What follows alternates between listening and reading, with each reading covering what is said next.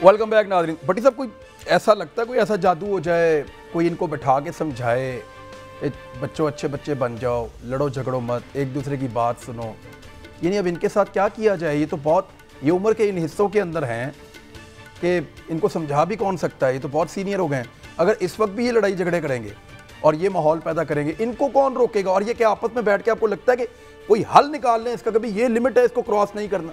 इमरान साहब, तमाम सियासतदानों से माजरत के साथ, नहायत अदब एहतराम के साथ, हर सियासी जमात से, जब आपका कोई रहन लीडर गाली गलोच करे, बदतमीजी करे, बेतहजीबी करे, दूसरों की तजलील करे और आपके लीडर उनके लिए तालियां बजाए, तो फिर अंजाम यही होगा। ये लीडरशिप को होश के नाखून लेने होंगे। सियासत इबादत थी, खिदमत था, ये गाली गलोच लूटमार अब बना। हर सियासतदान बुरा नहीं है, चाहे हर जमात में अच्छे भी होंगे, सर इससे तो मुशर्रफ का टाइम ठीक था सर, उस वक्त ये तो नहीं हो रहा था कम से कम। लेकिन यार ये सोच नहीं रहे कि ये अब क्या कर रही है पॉलिटिकल पार्टी, डिक्टेटरशिप कर रहे हैं। ये हमारे लीडर हैं, किसी भी जमात से हो। देखें, जब आप मुंतखब हो जाते हैं ना, वज़ीर आज़म मुल्क का होता है, एक जमात का नहीं होता।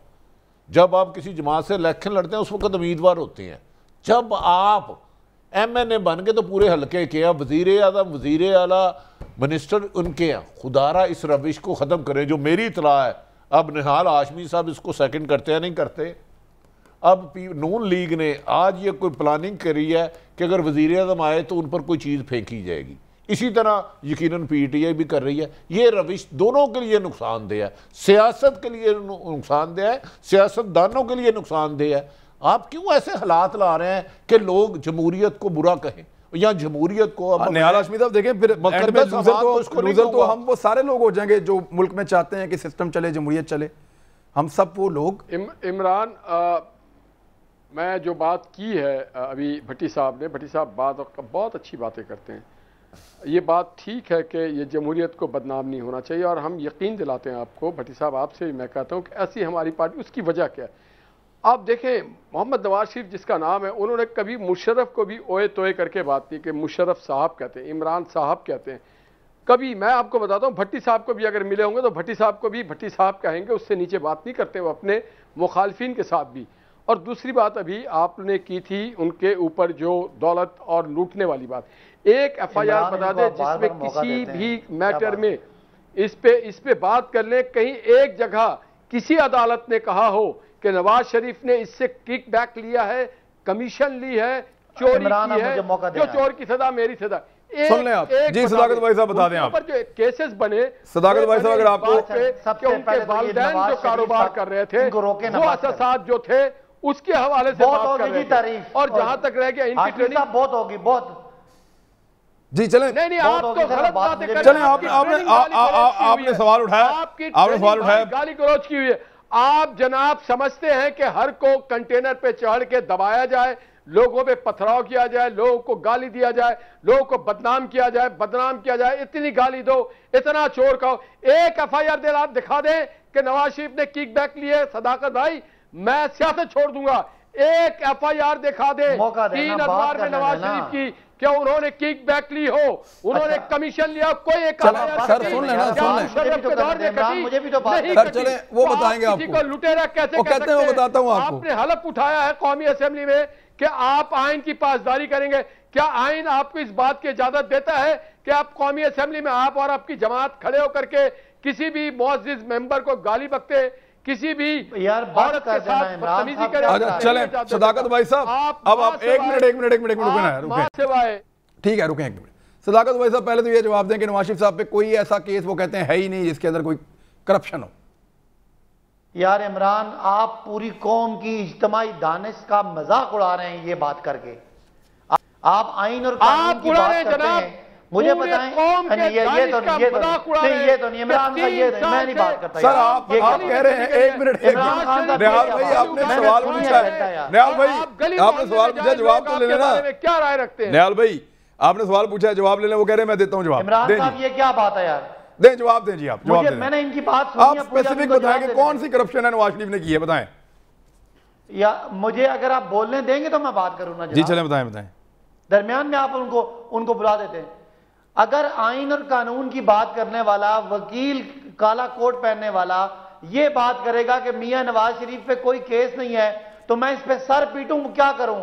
انہیں کہیں وہ نیب آرڈیننس کا شک نمبر 9 پڑھیں جو کہتی ہے کہ کوئی پبلک آفس ہولڈر جب اس کے پاس پیسے آ جائیں، کوئی اثاثہ آ جائے جس کا وہ جائز سورس آف انکم ثابت نہ کر سکے، یار یہ کیا بات ہے یار؟ بات سر وہ بتا تو رہے ہیں، آپ سن تو لیں سر۔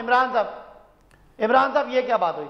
آئین کہتا ہے کہ کوئی پبلک آفس ہولڈر، میں آج ایم این اے ہوں، میری ایک تنخواہ ہے، میرا ایک کاروبار ہے، اگر میرے نام ایک بڑی کوٹھی نکل آتی ہے اور میں اس کی کوئی سورس آف انکم نہیں بتا سکتا تو یہ کرپشن ہے، نیب کے قانون میں یہ کرپشن ہے، وہ میری، اور اسی کا مقدمہ ہوتا ہے۔ یہ پاکستان کا قانون ہے، اور میاں نواز شریف صاحب کو عدالتیں بلا کے کہہ گئی کہ بھائی کوئی ثبوت دو۔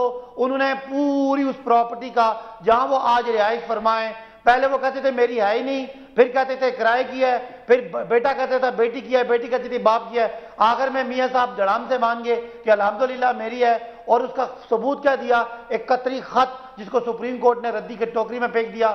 یہ ثابت ہو گیا کہ نواز شریف صاحب کا وہ اثاثہ چوری کا تھا، کرپشن کا تھا، رشوت کا تھا، کک بیک کا تھا۔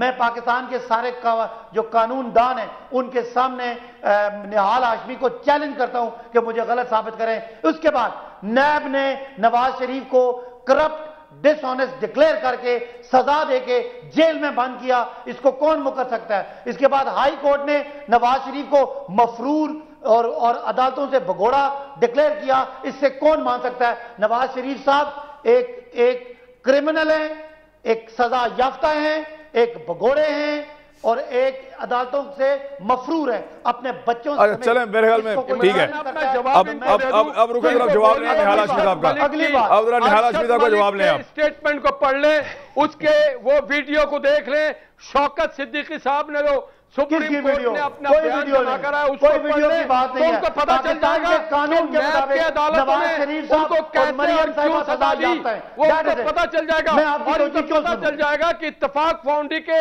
مالک کے بیٹوں وارثوں میں نواز شریف کا نام ہے۔